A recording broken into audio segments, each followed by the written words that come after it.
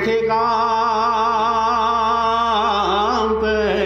কায় কৃষ্ণৰ বচন শুনি মনে বিমলি সগুনি বলিলন্ত হবে প্ৰায় বিৰলত হৰিদাস কৃষ্ণ ৰসা পিয়া পাখৰ অখিৰে প্ৰণা মিলাপ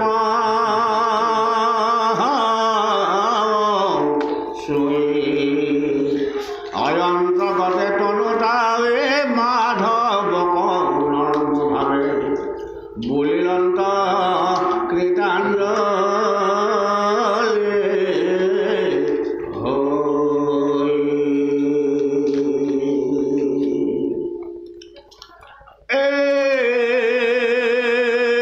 যাদৱ বংশকতুনি সংহাৰিয়ে বাভূমি আয় অবশ্যই জানিলো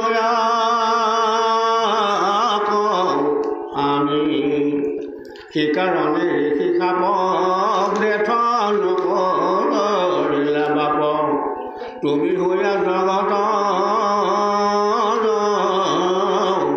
স্বামী তোমাৰ চৰণ এৰি প্ৰভু হৰি থাকিবে নোৱাৰো স্থান তুমি ৰাত মোৰ মিলি বেখন তাপ ঘোৰ অয় বৈশেষা ৰেব মোৰ প্ৰাণ কৃষ্ণ কৃষ্ণ হে গুৰু বৈষ্ণৱ এতিয়া তৃতীয় কীৰ্তনত সুন্দৰভাৱে উল্লেখ কৰিছে যে উদ্ধৱ হ'ল যদুবংশৰ এজন যদুবংশ নহয় এই মহা অভিশাপৰ কথা উদ্ধৱক কোনেও জনোৱাই নাই কিন্তু উদ্ধৱে দেখিছে যে যদুবংশত এক মহা আহুকাল আহিছে ক'ৰ পৰা কেনেকৈ আহিল তেওঁ ক'ব নোৱাৰে আৰু ইয়াৰ পৰা পৰিত্ৰাণ পাবৰ কাৰণে কৃষ্ণই যে এটা মনে মনে এই সমস্ত যদু বংশক উদ্ধাৰৰ কাৰণে এটা উপায় দিছে এই কথাটো উদ্ধৱে অকণমানো গমে পোৱা নাই অৰ্থাৎ এই সময়ত উদ্ধৱক আঁৰ কৰিয়েই সমস্ত ঘটনাবিলাক যেন চলি আছে যেতিয়া প্ৰভাস তীৰ্থলৈ যাবৰ কাৰণে উত্তপ্ত লাগি আছে সযতনাই সমস্তবিলাকে বয় বস্তু বান্ধি কুন্ধি লৈ লৈছে কাৰণ গুৰু ব্ৰাহ্মণক সন্তুষ্ট কৰাবৰ কাৰণতে যিমানখিনি সা সম্পদ লাগে গোটেইখিনিটো বান্ধি লৈ যাব লাগিব যজ্ঞৰ সম্ভাৰখিনিও আছে আৰু গুৰু ব্ৰাহ্মণক সন্তুষ্ট কৰাবৰ কাৰণে দান দক্ষিণা মহাভোজনৰ সমস্ত সম্পদখিনিও লাগিব ইমানখিনি যোগাৰ কৰালৈকে কিমান এটা ডাঙৰ এটা পৰিৱেশ হুলস্থুলীয়া পৰিৱেশ এই সময়তো উদ্ধৱে কিন্তু একোৱে গম পোৱা নাই পিছত যেতিয়া জানিলে জনাৰ পিছত তেওঁ মনটো বিমৰিক হৈ গৈছে যে কথাটো কি যে কৃষ্ণই এইটো বুদ্ধিৰ কাৰণে লৈ গৈছে কিন্তু মোক এবাৰ কিয় কোৱা নাই তাৰপিছত তেওঁ যেতিয়া ধ্যানত বহি তেওঁতো গম পাই গ'ল যে কৃষ্ণই যিটো লীলা কৰিছে এইটো আনক দেখুৱাবৰ কাৰণেহে কৰিছে কিন্তু ভিতৰি ভিতৰি তাৰ অভিগতি বেলেগ এইসকলক যি লৈ গৈছে উলিয়াই লৈ গৈছে যজ্ঞ সমাপ্ত হোৱাৰ পিছত সকলোকে মাৰি পেলায় নিজৰ নিজৰ ভিতৰতে কাজিয়া লগাই মৰামৰি কৰিব নিজৰ ভিতৰতে কাজিয়া লাগি মৰামৰি হ'লে কাক দুখিব কোনে মাৰিলে বুলি ক'ব গতিকে কাকোতো দুখিব নোৱাৰে এইটো লীলা কৰিয়ে তেওঁৰ চকুৰ আগতে সমৰ্থকৰ মাৰিব আৰু ধৰাধাম এৰি থৈ তেওঁ নিজেও গুচি যাব এইটো লীলাহে কৰিবৰ কাৰণে তেওঁ বিচাৰিছে এই কথাখিনি তেওঁ যেতিয়া গম পাই গ'ল তেওঁ মনত বিৰাট দুখ লাগিল তেওঁ মনত এনেকুৱা এটা ভাৱ আহিল বাকী সকল মৰক বাচক ক'ব লগা নাই কিন্তু কৃষ্ণই যে মোক এৰি থৈ যাব এতিয়া সেইজন কৃষ্ণৰ অবিহনে মই কেনেকৈ জীয়াই থাকিম গতিকে তেওঁতো আচলতে মোকোতো লগত লৈ যাব লাগে কিন্তু মোক তেওঁ একো কোৱা নাই তাৰমানে তেওঁ মোক লগত নিনিয়ে কিন্তু তেওঁ যদি সঁচাকৈ গুচি যায় গোটেই মানে জগতখন এৰি, তেতিয়াহ'লে মই কাৰ লগত থাকিম? এই জ্ঞানটো এতিয়া তেওঁ মনলৈ আহিছে। মনলৈ অহাৰ পিছত তেওঁ এতিয়া ধাৰণা কৰিছে যে এই কথাটো মই কাক কওঁ, কোনে বুজিব যে তোমালোকে কৃষ্ণৰ লগত নাযাবা, কৃষ্ণই যজ্ঞ কৰা চলাই তোমালোকক মাৰিব। এই কথাটো মই কাক কওঁ, কোনে বুজিব? সমস্ত জগতে কৃষ্ণৰ ওপৰতে বিশ্বাস কৰে, কৃষ্ণৰ ওপৰতে নিজৰ সমস্ত নিৰ্ভৰ কৰে। সেইজন কৃষ্ণই মিছা কৈছে বুলি এতিয়া উদ্ধৱে কয় কেনেকৈ? ক'লেই যেনিবা তেওঁ কোনে বিশ্বাস কৰিব? গতিকে সেইকাৰণে তেওঁ চিন্তা কৰিলে মই কৃষ্ণকে সুধিব লাগিব, তেওঁ কিয় এইটো কৰ্ম কৰিছে। গতিকে ইয়াৰ বাহিৰে মোৰ বেলেগ ৰাস্তা নাই। গতিকে তেওঁ গৈ কৃষ্ণক অকলশৰে নিজাল ঠাইত তেওঁক লৈ গৈছে, লৈ গৈ তেওঁক মাতিছে, কান্দিছে, সমস্তখিনি কান্দি কুটি তেওঁ মনৰ দুখখিনি তেওঁ ব্যক্ত কৰিছে যে আপুনি কি কৰিবলৈ ওলাইছে? সমস্ত যদুবংশক ধ্বংস কৰি তুমি গুচি যাবা, কিন্তু মই কাৰ লগত থাকিম? তুমি নহ'লেতো মোৰ দিনতে অন্ধকাৰ, এতিয়াতো মই যে তোমাৰ অবিহনে এখন টকো মই জীয়াই থাকিব নোৱাৰিম। গতিকে তেওঁ ক'বলৈ বিচাৰিছে এইটোৱেই যে তোমাৰ লগত গ'লেও যদি মই মৰিব লাগে আৰু মই ঘৰত থাকিলেওতো মইতো তোমাৰ বিৰহত মৰিবই লাগিব, তেতিয়াহ'লে তোমাৰ লগত থাকি মৃত্যুবৰণ কৰাটোৱেই ভাল। গতিকে তুমি মোকো লগতে লৈ যোৱা, তোমাৰ অবিহনে মই ইয়াত কেতিয়াও শান্তিত থাকিব নোৱাৰিম। এই জ্ঞানটো তেওঁৰ মনলৈ আহি গ'ল আৰু সেইকাৰণে কৃষ্ণৰ ওচৰত তেওঁ গৈ কৈফিয়ত দিছে। এতিয়া জগতৰ ঈশ্বৰ কৃষ্ণ, যাক অব্যক্ত ঈশ্বৰ বুলি কোৱা যায়, তেওঁৰ মনত সেই ভাৱনাটো আহিছে, মই যিটো ৰহস্য ব্যক্ত কৰিলোঁ দেৱকুলক, সেই দেৱকুলতে ঘুণাক্ষৈ নৰকুলক নকয়, তেতিয়াহ'লে মোৰ এই গোপন ৰহস্যৰ কথা কোনেও নাজানে। কিন্তু যিজনে জানিব সেইজনৰ পৰাতো মই কোনো কথা আঁৰ কৰিব নোৱাৰোঁ। গতিকে তেওঁক সমস্ত কথা জনাই তেওঁক মই বান্ধি ৰাখিব লাগিব, তেওঁ যেন এইবিলাক কথা কাকো নকয়, হয়নে নহয় বাৰু? তেওঁ মুখ বন্ধ কৰিবৰ কাৰণে তেওঁক গোটেই কথাখিনি বুজাই ক'ব নালাগিব জানো? গতিকে এইকাৰণে কোৱা হৈছে, যদিহে প্ৰভু ভগৱন্তক চিনিব লাগে তেওঁ একান্ত ভকত হ'ব লাগিব। অব্যক্ত ঈশ্বৰজনৰ মনতনো কি বুদ্ধি আছে, খেলি আছে, কি লীলা কৰে, ভকতৰ বাহিৰে বেলেগে নাজানে। ভকতে ধ্যান কৰিলেই ভগৱন্তৰ সমস্ত ৰূপ ৰস তেওঁ পাই যাব পাৰে। আজি এতিয়া উদ্ধৱে সেই মহাশক্তিটো তেওঁ লাভ কৰি কৃষ্ণক এতিয়া জবাবদিহি কৰি গৈ আছে। কৃষ্ণ আহক।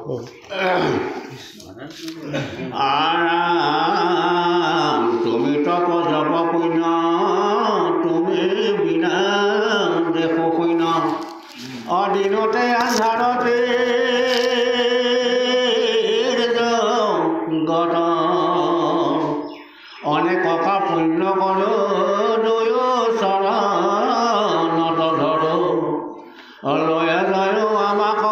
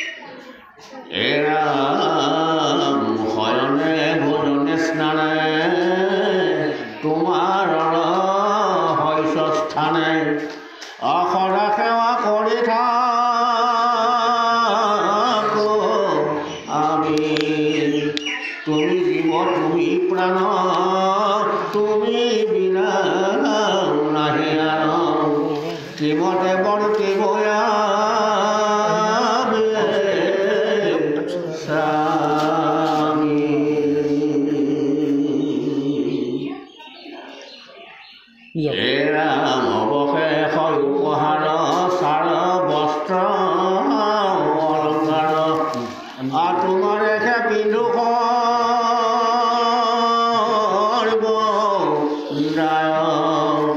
তোমাৰ শিষ্ট খায়া তৰি বোলো মায়া হেন সেয়া চিলয়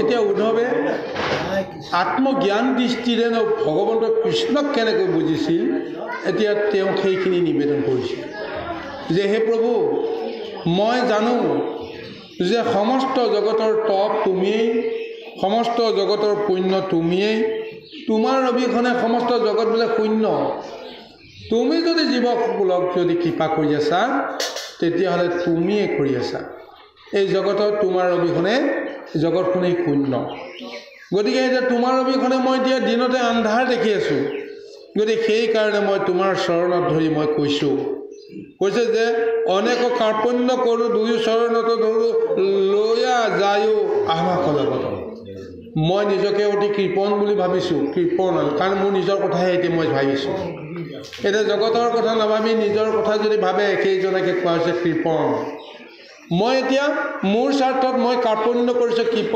কৃপণালী মই কৰিছোঁ কাৰণ মই তোমাৰ অবিহনে মই তৰিব নোৱাৰোঁ গতিকে তুমি মোক উদ্ধাৰ কৰা জগতক কি কৰা তুমি মোক কিন্তু উদ্ধাৰ কৰিব লাগিব সেইকাৰণে কৈছে অনেক কাৰ্পণ্য কৰোঁ দুই চৰণতে ধৰোঁ মই দুয়োখন চৰণতে মই তোমাক ধৰি মই তোমাক কাকতি কৰিছোঁ মোকো লগতে নিয়া কাৰণ তোমাৰ চৰণৰ তত্ত্বটো কি মই বুজি পাওঁ তেওঁ কৈছে যে সম্যকে অমৃত পায় তোমাৰ চৈত্য ছয় তাকো আকে শুনে যিটো নৰে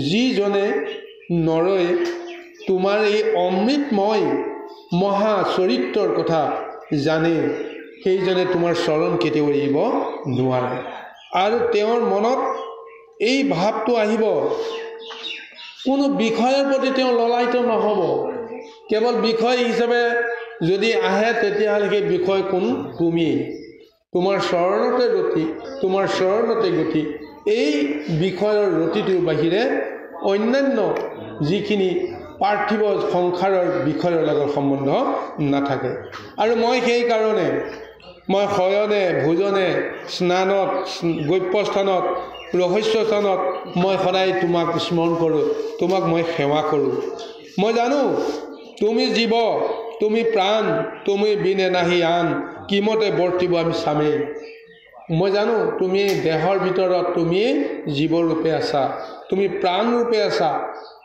তুমি যদি নাথাকা তেতিয়াহ'লে জীৱত দেহটো কেনেকৈ থাকিব অৰ্থাৎ উদ্ধৱে আজি তেনেকৈ কৈ আছে যে মায়াময় সংসাৰখন হৈছে এখন দেহ তাত দুটা শক্তি আছে এটা হৈছে জীৱাত্মা আনটো হৈছে পৰমাত্মা জীৱাত্মাই বিষয় ভোগ কৰে দেহটোৰ লগত থাকি কিন্তু পৰমাত্মা একো ভোগ নকৰে কিন্তু জীৱাত্মা যদি বিষয়ত ভুগি থাকোঁতেই পৰমাত্মা যদি গুচি যায় জীৱাত্মাই শৰীৰতো থাকিব নোৱাৰে পৰমাত্মাৰ লগে লগে তেওঁ গুচি যাবই লাগিব এতিয়া এই তত্ত্বটোকে এতিয়া আলম কৰি তেওঁ তুতি কৰিছে প্ৰভু তুমি গুচি যোৱাৰ পিছততো মইতো এইটো দেহততো থাকিব নোৱাৰিম মইতো গুচি যাবই লাগিব গতিকে তোমাৰ বাহিৰে গোটেই জগতখন এতিয়া মই শূন্য দেখিছোঁ গতিকে এতিয়া তুমি যদি আত্মা হোৱা তেতিয়াহ'লে মই হ'লোঁ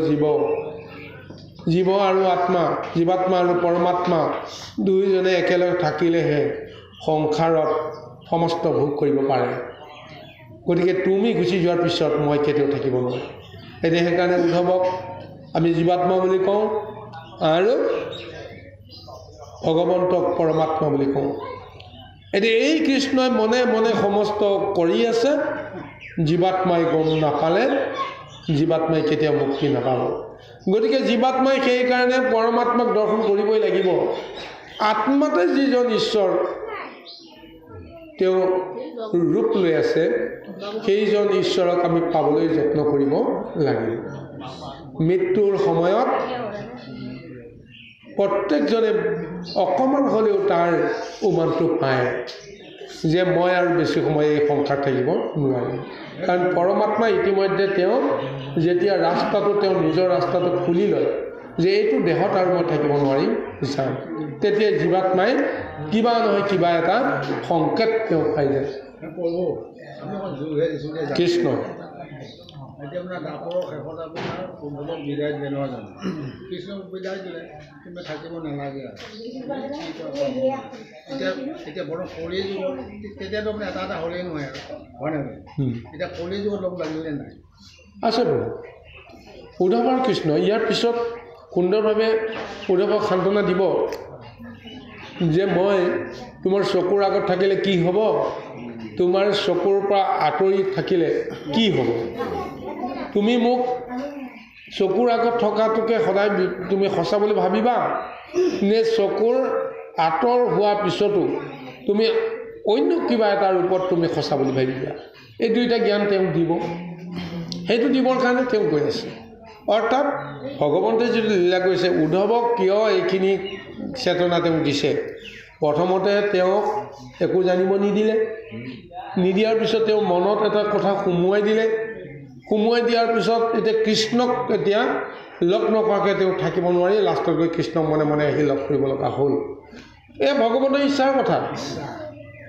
আৰু তেওঁ চিনি পায় যে উদ্ধৱ মইতো এই যামেই, তুমিতো ইয়াত থাকিব লাগিব, কিন্তু তুমি ইয়াত থাকিলে তুমি এতিয়া বৰ্তমান যিটো অৱস্থাত আছা এইটো অৱস্থাৰে মই ভবামতে তুমি কৰ্মখিনি কৰিব পাৰিবা নে নোৱাৰিবা। ভগৱন্তৰ বিচাৰত তোমাৰ আৰু কিছুমান কথা জানিব লগা আছে, শিকিব লগা আছে, সেইখিনি কথা মই তোমাক ক'ব লাগিব। গতিকে কেনেকৈ ক'ম, তুমি নিজে মোৰ আশ্ৰয় ল'ব লাগিব কিবা প্ৰকাৰে।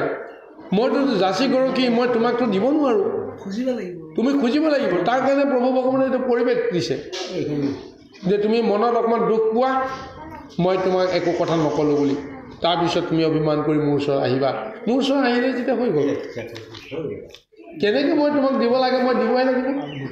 কলটো তোমাক গোটাই গোটাই খুৱাই দিম নে মই বাকলি গুচাই খুৱাই দিম নে গুড়ি কৰি ৰস উলিয়াই পেলাই খুৱাই দিম, সেইটো মইহে দিম। কিন্তু মোৰ ওচৰ চাপাৰ পিছত এতিয়া আৰু কোনো কাৰণতে মোৰ ভবা কৰ্মটো বিলম্ব নহয়। এই কাৰণতে তেওঁ এতিয়া উদ্ধৱক মাতি আনি এই কথাখিনি ভাবিবৰ কাৰণে বাধ্য কৰাইছে। এতিয়া উদ্ধৱে কৈছে যে ইমান দিনে মই তোমাৰ সেৱা কৰিছিলোঁ এইটো কাৰণতেই, তোমাৰ গুণৰ তত্ত্বত যে মই বুজিছিলোঁ, ভাবিছিলোঁ, আৰু কি কৈছিলোঁ তোমাৰ উচিষ্ট খাই মই দুষ্টৰ মায়া সংসাৰখন তৰি যাম বুলি ভাবিছিলোঁ। চাওক দে গুৰুসকল, উচিষ্ট শব্দটোত বহুত তত্ত্ব লুকাই আছে। উচিষ্ট খাই এৰা বস্তুটো যাক আমি উচিষ্ট বুলি কওঁ, সেই বস্তুটো আমি হয়তো গণ্য কৰিব আমি বহুতে খেয়াল নকৰোঁ। গতিকে আমি নিজৰ উচিষ্টটো কোনো কাৰণতে আমি অন্য জীৱক আমি দিব নালাগে। এক নম্বৰ কথা, ভকতৰ আহাৰত ভোজনত বহুত কথা আছে। গতিকে মই যদি এজন পুণ্যাত্মা হওঁ তেতিয়াহ'লে মই য'তেই স্পৰ্শ কৰোঁ তাত পুণ্য লাগি থাকিব। মই যদি এজন দুৰাত্মা হওঁ, মই য'তেই স্পৰ্শ কৰোঁ তাতো সেই দুৰাত্মাটো লাগি থাকিব। কাৰণ মোৰ গুণ যশ কীৰ্তি এই সমস্তবিলাক মোৰ দেহৰ লগত সম্বন্ধ আছে। মই য'ত স্পৰ্শ কৰিম তাতেই সেইটো প্ৰৱেশ কৰিব। গতিকে তাত যোনে টাচ কৰে তাৰ ৰূপটো পাই যাব। আমাৰ বিজ্ঞানে ইমান ধুনীয়াকৈ আমাক প্ৰমাণ দি দিছে। আজি কিছু বছৰৰ আগত যিটো আমাৰ মহাব্যাধি আহি গৈছিল ক'ভিড বুলি, কৰোণা বুলি, হয়নে? আপুনি কাকো চুব নোৱাৰিব। কাৰণটো সেইটোৱে যে মোৰ দেহত যদি বীজাণু এটা আছে, মই তোমাৰ দেহত চুই দিয়াৰ লগে লগে কি হৈ যায় যে তোমাৰ আৰু মোৰ মাজত এটা সংস্পৰ্শ আহি গ'ল নহয়। আহি যোৱাৰ লগে লগে মোৰ পৰা তোমাৰ বীজাণুটো গুচি যাব। এক নম্বৰ কথা, হয়নে? তেনেকুৱা। গতিকে মই যিটো ভোজন মই কৰিম, এই ভোজনত যদি মোৰ যদি দুখাদুখ আছে, সেই এৰেহা ভোজনটো যিটো জীৱে খাব, যদি মই দুখত আছোঁ তেতিয়াহ'লে তেওঁৰ দুখটো তেওঁ গালৈকে গুচি যাব। মোৰ গাটো থাকিল আৰু মোৰ পৰা তেওঁৰ গাটো বিয়পিব। আৰু যদিহে মই গুণৱান হৈ পুণ্যৱান হওঁ, তেতিয়াহ'লে মোৰ গুণটো তাত লাগি থাকিব আৰু অন্য এটা জীৱই সেইটো যদি ভক্ষণ কৰে তেওঁ মোৰ গুণৰ অধিকাৰীটো হ'ব। কিন্তু ভগৱন্তে কৈছে এটা কথাই যে সমস্ত জীৱবিলাকে কিবা এটা পূৰ্ব সংস্কাৰ লৈ জন্মগ্ৰহণ কৰিছে, যেনি তেনি তেওঁলোকে কেতিয়াও সংস্কাৰৰ পৰা মুক্ত হ'ব নোৱাৰে। গতিকে ভকতে এৰেহা বস্তু যদি খায় তেতিয়াহ'লে উচ্ছিষ্ট জীৱবিলাকেই যদি খাই যায় তেতিয়াহ'লে মহা পুণ্যভাগী হ'ব। কিন্তু যিটো জীৱই সেই পুণ্যৰ গৰাকী হৈ পৰা নাই, গতিকে সেইটো জীৱক উদ্ধাৰ তুমি কিয় কৰিবা? গতিকে ভগৱন্তে এই জ্ঞানটো দি কৈছে যে ভোজনত ভকতিৰ পৰিচয়টো ওলাই যায়। কিন্তু আমি ভোজনৰ দুখত নানা ধৰণৰ কাল ব্যাধিৰ পৰিব লগা হয়। প্ৰয়োজনতকৈ অধিক আমাৰ থালত আমি লৈ লওঁ, আমাক দিয়ে হয়তো বেছিকৈ খাওক বুলিয়ে হওক বা আমিও হয়তো লওঁ যে বেছিকৈ খাই লওঁ, কিন্তু শেষত গৈ নোৱাৰাখিনি এৰি থৈ গুচি যাওঁ। এইটো কিন্তু আমাৰ অপৰাধ দেই গুৰু। কোনো কাৰণ ভকতে যদি অন্ন খায়, এটা অন্নও যেন মাটিত নপৰে, ঠিক এনেকুৱা এটা আচৰণ যিসকলে কৰে, চেলেকিও যদি খায় সেইজনক কিন্তু আমি নিন্দা কৰোঁ। চাওঁ কোনোদিন খাই পোৱা নাই, চেলেকি মাৰিছে, শব্দটোৱে কি বুজায়? ইটিকিং কৰা বুজায়। কিন্তু প্ৰকৃততে সেইজনে জানে যে যোনে যি নকওক মই মোৰ কৰ্মখিনি কৰি যাম। গতিকে ভোজনৰ ক্ষেত্ৰত এই শুদ্ধিটো আজি এতিয়া উদ্ধৱে সেই উচ্ছিষ্ট কথা কৈ পেলাই তেওঁ ভাবিছিল যে কৃষ্ণই যিটো বস্তু এৰে সেই উচ্ছিষ্ট খাই মই ভাবিম যে কৃষ্ণৰ সমস্ত গুণ তত্ত্ব মই লাভ কৰিম আৰু অপাৰ মায়া সংসাৰ মই তৰি যাম। কিন্তু এতিয়া মনত ভাবিছে ইহাতো কালৰ এটা বিধান আছে, কালৰ এটা বিপাক আছে। ইয়াতো প্ৰভু ভগৱন্তে এটা ৰহস্য দিয়ে। ভগৱন্তৰ সমকক্ষ হ'ব পৰা সমস্ত সুবিধা পোৱাৰ পিছতো তেওঁ মোক কিয় আজি বঞ্চিত কৰিব বিচাৰিলে? তেওঁ এৰা কানি কাপোৰ বস্ত্ৰ অলংকাৰ মই পিন্ধিছোঁ, গতিকে তাৰ ৰূপটো তাৰ গুণটো ভগৱন্তৰ গুণ আৰু ৰূপটো মই পাব লাগে। তেওঁ উচ্ছিষ্ট খাইছোঁ, ভগৱন্তৰ সমস্ত ৰূপ ৰস মই পাব লাগে। কিন্তু পোৱা বুলিয়ে মই গৰ্ব কৰিছিলোঁ, অহংকাৰ কৰিছিলোঁ, আনন্দ লাভ কৰিছিলোঁ। কিন্তু এতিয়া গম পালোঁ নহয়, ইয়াতো কিবা এটা কালৰ বিধিৰ বিপাক এটা আছে, যিটো কথা মই নাজানো। এতিয়া প্ৰভু ভগৱন্ত কৃষ্ণই মোক বুজাই ক'ব লাগিব, তুমি মোক কিয় এৰি থৈ গৈছা, যাব বিচাৰিছা, মোৰ কি দুখ? সমস্ত যদুবংশৰ লোকসকলক যদি তুমি লৈ যাব পাৰা, মোক কিয় নিব নোৱাৰা? এইটো প্ৰশ্ন নহয় জানো বাৰু? সমস্ত যদুবংশৰ ঋষি সাপত দগ্ধ হ'ল, কিন্তু মই সেই যদুবংশৰ এজন হৈ ঋষি সাপে যেন মোৰ গাত পৰশ কৰা নাই। ইয়াৰ ৰহস্যটো কি মইতো জানিব লাগিব। এই কাৰণে তেওঁ এই প্ৰশ্নবিলাক আনি আছে। আহক ইয়াৰ পিছত কি ৰহস্য ভেদ আহে। এৰাম যোগী গণেশ শ্ৰম কৰে প্ৰবন্ধে সমাধি ধৰি সবেৰে কৰ্মবদ্ধ কৰে কিন তেতিয়া সংসাৰ নয় দেখে সবে বৰ্মময় তেবে সেইটো মাত যায়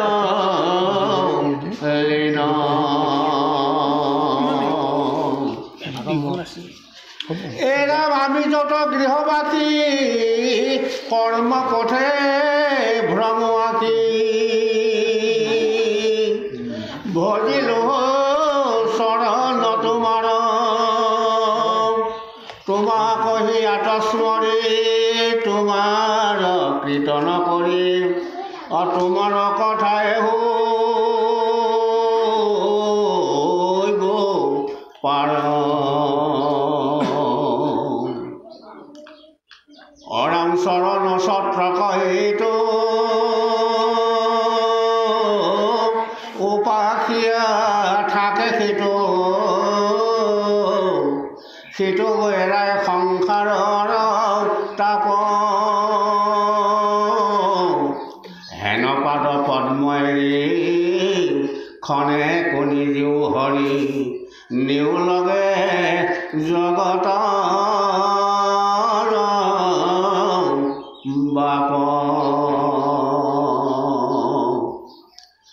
এপ্ৰকাৰ পুণ্য কৰি কৃষ্ণৰ গত কৰি অজৰিল অন্তই উধৱে কন্দন দেখি দুখ ভকতৰ আশা কিলা দামোদৰ আয়ুধৱক বুলিলা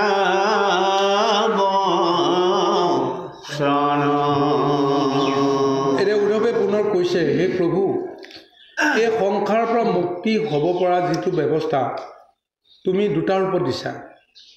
এটা ৰূপ হৈছে মহাজ্ঞান দৰ্শনৰ সৈতে যোগ সাধনৰ মাৰ্গত যোগীসকলে সিদ্ধসকলে জ্ঞান ধাৰণত সমাধি ধাৰণ কৰি এই সংসাৰৰ পৰা মায়ামুক্ত হৈ গুচি যাব পাৰে। কিন্তু আমিতো অত্যন্ত বিষয়ী, আমি গৃহস্থী ধৰ্ম পালন কৰোঁতা, গতিকে আমি সকলে কেনেকৈ কৰিব পাৰোঁ তাৰ ব্যৱস্থাটো হৈছে যে তোমাক ভকতি কৰিব লাগিব। ভকতিৰ পন্থৰে সমস্ত গৃহ কৰ্ম বা সাংসাৰিক কৰ্ম ধৰ্ম পালন কৰাৰ পিছতো ভকতি সূত্ৰে তোমাৰ কৃপা পাই তোমাৰ সংগ পাই আমি তৰি যাব পাৰোঁ। কিন্তু এতিয়া দেখোন মই দুয়োটাৰ ভিতৰত এটাটো মই কৰিব নোৱাৰোঁ, কাৰণ সিদ্ধ গুণৰ যিটো শক্তি সেই শক্তিটো মোৰ নাই। মই বিষয়ী সূত্ৰে এতিয়া তোমাক মই আশ্ৰয় কৰিলোঁ, এতিয়া তুমি মোক এইটো গুচি যাব বিচাৰিছা। গতিকে এতিয়া মোৰ গতি কি হ'ব প্ৰভু, তুমি মোক যেন কৃপা কৰা। লগতে তুমি যদি মোক লৈ নিনিয়া তেতিয়াহ'লে মই আৰু এই সংসাৰত মই তৰিব নোৱাৰিম। এই বুলি যেতিয়া তেওঁ হোমা হোমি কান্দি আছে, তেতিয়া উদ্ধৱৰ এই দুখটো দেখি কৃষ্ণৰো বোলে হিয়া বোলে কঁপি উঠিছে। ইয়াৰ আগতে আমি ক'ব লাগিব যে কিবা এটা কাৰণত উদ্ধৱৰ ওপৰত তেওঁ সন্তুষ্ট নহয় কাৰণে তেওঁক মাত বোল নিদিয়াকৈ গুচি আহিছে। কিন্তু এতিয়া দেখিছে যে তেওঁৰ অন্তৰখনত যিমানখিনি যে অবোধ ভাৱনা নাথাকক কিয়, তেওঁৰ অন্তৰ যে দুখ আছে, সেই দুখটো যেতিয়া সহ্য কৰিব পৰা নাই, এতিয়া তেওঁৰ বাহিৰে যে সমস্ত জগতক শূন্য দেখিছে, এতিয়া সেইজনৰ মনৰ দুখ দেখি ভগৱন্তৰ বোলে দুখ উতলি উঠিছে। এতিয়া তেওঁক সান্তনা দিয়াৰ চলেৰে, বুজনি দিয়াৰ চলেৰে কি জ্ঞান দিয়ে আহক আমি পৰৱৰ্তী পদলৈকে আগবাঢ়ো। কৃষ্ণ কৃষ্ণ স্বৰূপ জানিলা তুমি এৰিবা কচাও ভূমি, সংহৰিলো পৃথিৱীৰ ভাৰ, দেৱৰো সাধিলো কাজ, তোমাত নাহিকে বাজ, কুলৰো চিন্তিলো মহামাৰ,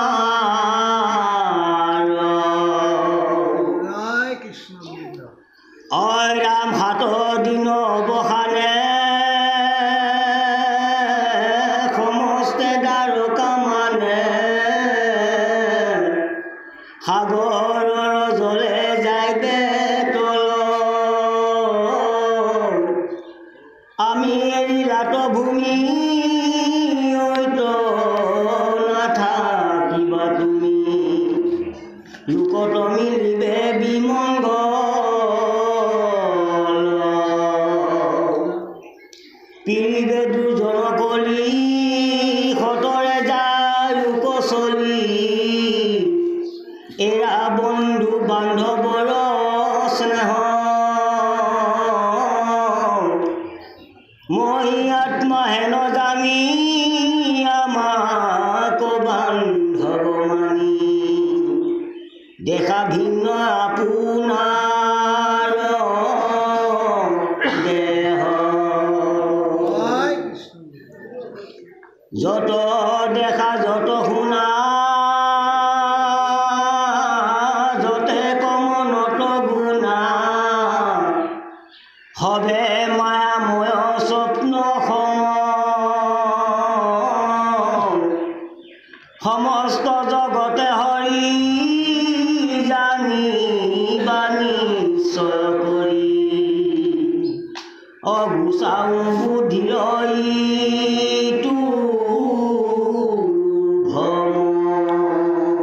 এতিয়া কৃষ্ণই উদ্ধৱক বুজোৱাৰ চলেৰে তেওঁক কৈছে যে হে উদ্ধৱ তুমি স্বৰূপটো বুজি পাই গ'লা গতিকে মই এই ভূমিভাৰ এৰি থৈ গুচি যাব বিচাৰিম আৰু লগতে তোমাক এই কথাও ক'লোঁ মই যিমানেই লীলা কৰিলোঁ সেই লীলাৰ মাজেৰে মই ভকতৰ দেৱতাৰ সমস্ত কাজ মই সমাপন কৰিলোঁ আৰু ভকতক মই ৰক্ষা কৰিবলৈ গৈ মই অধৰ্মক নাশ কৰি ধৰ্মক মই প্ৰতিষ্ঠা কৰিলোঁ কিন্তু তাৰ পিছতো মই এতিয়া নিজৰ কুলক মই এতিয়া মাৰিবৰ কাৰণে প্ৰযত্ন কৰিছোঁ এই কথাটো এতিয়া তোমাৰ পৰা মই আঁৰ কৰিব নিবিচাৰোঁ কাৰণ তুমি জানি ল'লা গতিকে সেইকাৰণে তুমি নজনা কথাখিনিকো মই কওঁ অকল কুলক মাৰাই নহয় 7 দিনৰ ভিতৰতে তোমাৰ বাহিৰে দ্বাৰকাত আৰু কোনো জীৱ বাচি নাথাকিব 7 দিনৰ ভিতৰতে পিছতে এই দ্বাৰকা সাগৰত তল যাব গতিকে সেইকাৰণে মই তোমাক এতিয়া গোটেই কথাখিনি এতিয়া ক'বলৈ বিচাৰিছোঁ তাৰপিছত কি হ'ব জানা মই যোৱাৰ লগে লগেই দুৰ্জন কলিৰ প্ৰৱেশ ঘটিব এই জগতত এতিয়া দুৰ্জন কলিৰ প্ৰৱেশত সমস্ত জগতৰ লোকসকলৰ মন কলুষিত হৈ পৰিব আৰু অধৰ্মই আকৌ ছাতি ধৰিব কিন্তু তেতিয়া এই জগতৰ লোকসকলক কোনে ৰক্ষা কৰিব জগতৰ লোকসকলকতো ৰক্ষা কৰিবৰ কাৰণে উপায় এটা দিব লাগিব মইতো গুচিয়ে যাম আৰু কলি যুগততো মই শ্ৰী ৰূপ লৈ পেলাই আৰু নাহোঁ গতিকে কলি যুগৰ নৰসকলে মোক কেনেকৈ পাব তাৰ কাৰণতহে মই তোমাক আজি মহা কৃপা কৰিবৰ কাৰণে বিচাৰিছোঁ কাৰণ তুমি জানিলা যে তোমাকতো মোৰ চিনিবলৈ বাকী নাই মই যেতিয়া বৈকুণ্ঠলৈ গুচি যাম ধৰাধাম এৰি থৈ যাম তোমাক নোকোৱাকৈ যেতিয়া যাম এই কথাষাৰ শুনাৰ পিছত তুমি জগতকে অসাৰ বুলি ভাবি ল'লা সংসাৰখন তোমাৰ কাৰণে অৰ্থশূন্য বুলি ভাবি ল'লা যিখন সংসাৰৰ ভোগৰ কাৰণে আমি মৃত্যুক আমি কোনো কাৰণতে বাঞ্ছা নকৰোঁ এতিয়া তুমি কি কৰিছা এতিয়া মই নাথাকিলে তুমি অৰ্থশূন্য বুলি ভাবি সংসাৰ মায়াৰ পৰা তুমি মুক্ত হৈ গ'লা এতিয়া তোমাৰ এইখন সংসাৰ কোন আছে তোমাৰ ভাৰ্যা আছে তোমাৰ পুত্ৰসকল আছে পিতৃ আছে মাতৃ আছে সমস্ত আছে তথাপিও সেইসকলক তুমি অসাৰ বুলি ক'লা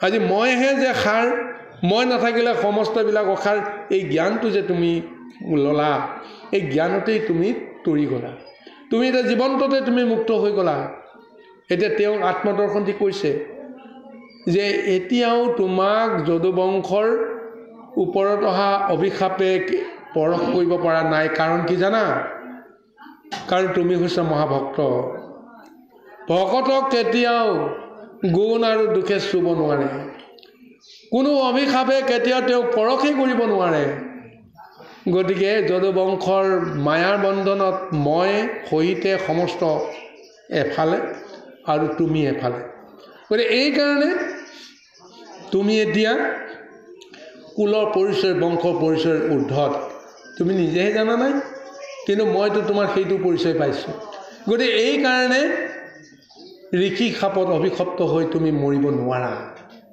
1 নম্বৰ কথা 2 নম্বৰ কথাটো হৈছে কি যে মই যে উদ্ধাৰ কৰি যাম এই যদু বংশৰ লোকসকলক সেইটো তুমি জানি লোৱা মহাতত্বৰ কথা এতিয়া কৈ আছে এই কথাটো অৱশ্যে অন্তিমতো বিশ্লেষণ নহয় যে কৃষ্ণই এইটো ৰহস্যই হৈ আছে কৃষ্ণই প্ৰবাসত যজ্ঞ কৰিলে যজ্ঞ কৰাৰ পিছত এতিয়া গুৰু ব্ৰাহ্মণক দান দক্ষিণা দিলে তেওঁলোক আনন্দ মনেৰে আশীৰ্বাদ দি গুচি গ'ল তাৰ পিছত যেতিয়া মৰামৰি কটাকটি হৈ মৰিব এতিয়া প্ৰশ্ন আমি কৰিব পাৰিম নহয়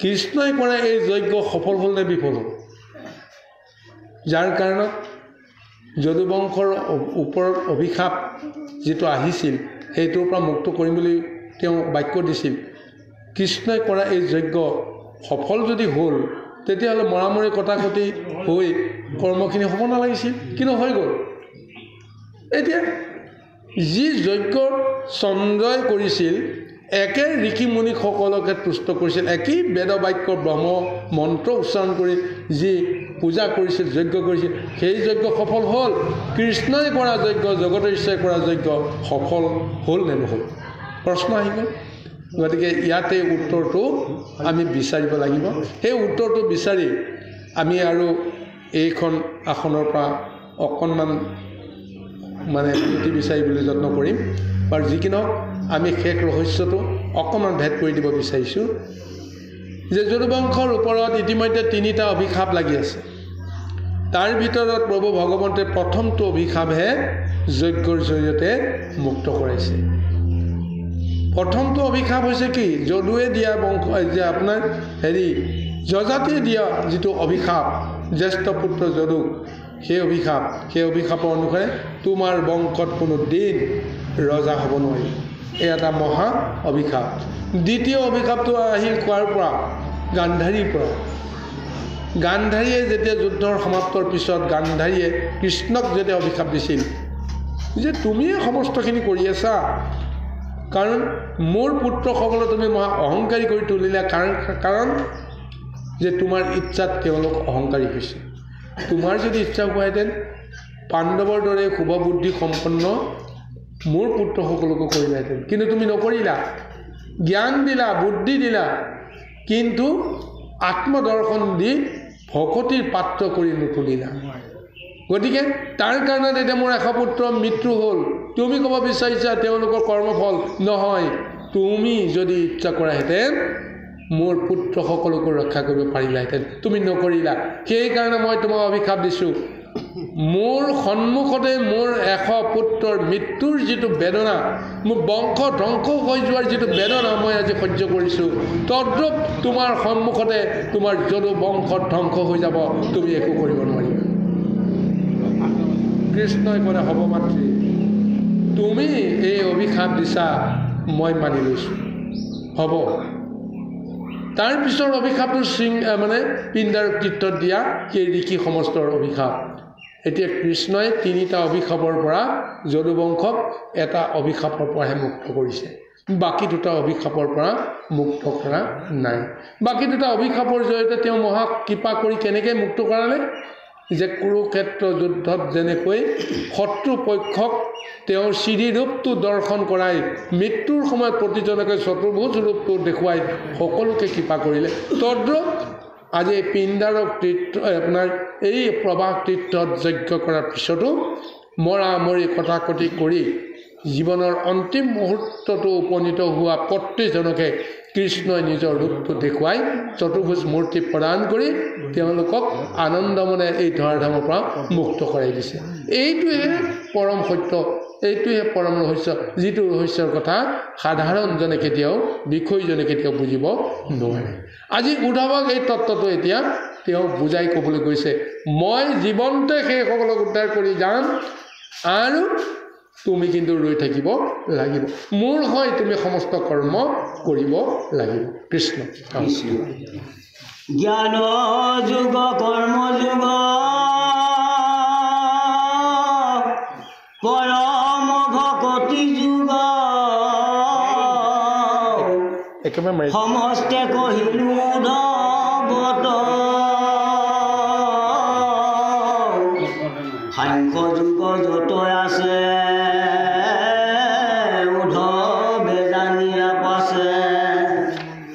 মাধৱৰ পদে প্ৰসাদ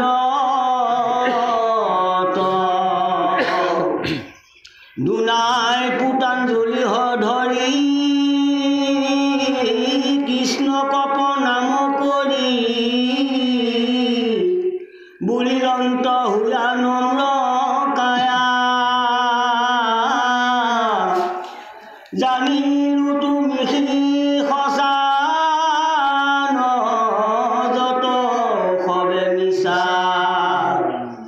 তথাপি দুষ্ট মোহ মায়া বিষয়ৰ দুখ জানি তথাপিতো একো পানী নেৰে দুনাই তাকে ভুঞ্জি মৰে গলত বান্ধিয়া পাঘে চাগে যেন নীলা জটাই আতি কৰে অনেক ভখিনি পাই উচিষ্ট ভুঞ্জিবে যায় যেন আতি কুকুৰণী গতে কহিও কস্বৰূপত ইটো ঘূৰ বিষয়ত বিৰকতি হুৱে কেন মতে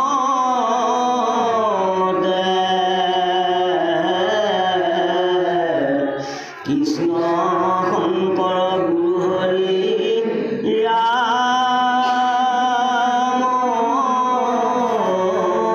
হৰি ৰাম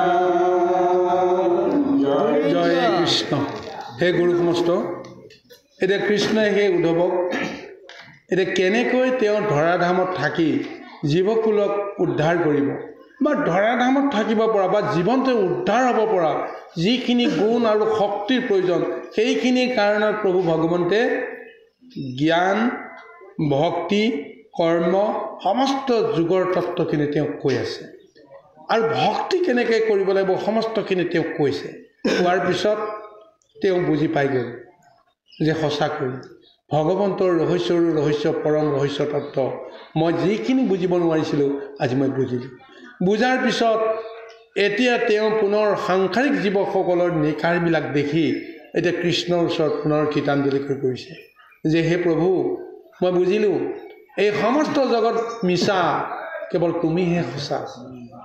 কিন্তু ডাঙৰ কথাটো মিছা জগততেতো সংসাৰ জীৱবিলাকতো এতিয়াওতো ঘুমুটি গৈ আছে, লালকাল হৈ আছে। এই জীৱবিলাকৰ কি হ'ব? এই জীৱবিলাক কোনোদিন উদ্ধাৰ নহ'ব নে কি? জীৱবিলাকৰ উদ্ধাৰ হোৱাৰ ব্যৱস্থাটো কি?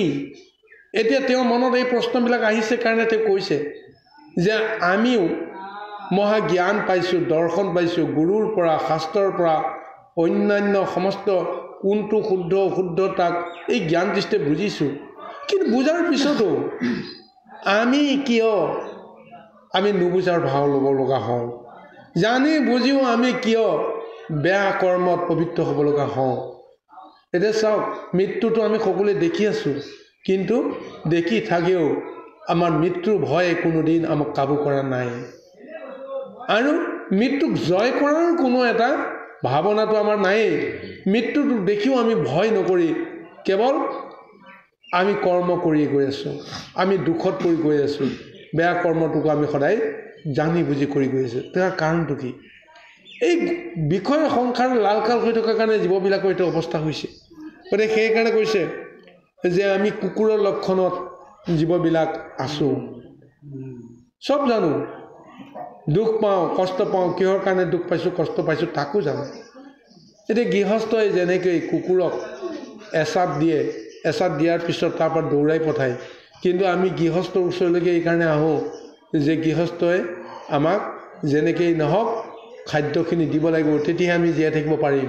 খাদ্যৰ মোহৰ কাৰণে আমি গৃহস্থৰ ওচৰলৈ আহোঁ, কি কাৰণে? যে আমি ৰক্ষা পৰিব লাগিব। তাৰ কাৰণত আমি কোব খাবলৈ আমি ভয় নকৰোঁ।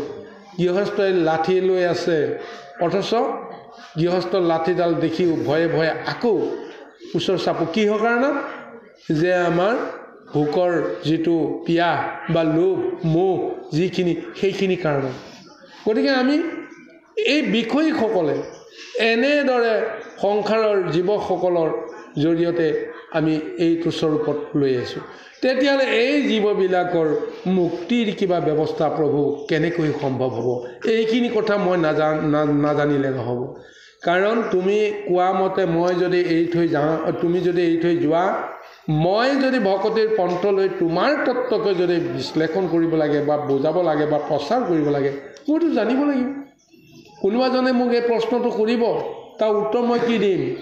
মই নিজেই প্ৰশ্নটো কৰিছোঁ, মোৰ নিজৰ মনতে এইটো প্ৰশ্ন আহিছে, বিভিন্নজনৰ বিভিন্ন প্ৰশ্ন আহিব। সেই সমস্ত প্ৰশ্নক উত্তৰ দিব পৰাকৈ তুমি মোক কৃপা কৰিব লাগিব। মোৰ নজনা কথাখিনি তুমি মোৰ সংশয় দূৰ কৰি মোক সমস্ত জ্ঞান তত্ত্ব দিব লাগিব। এইদৰে এতিয়া উদ্ধৱে কৃষ্ণ চৰণত শৰণাপন্ন হৈছে।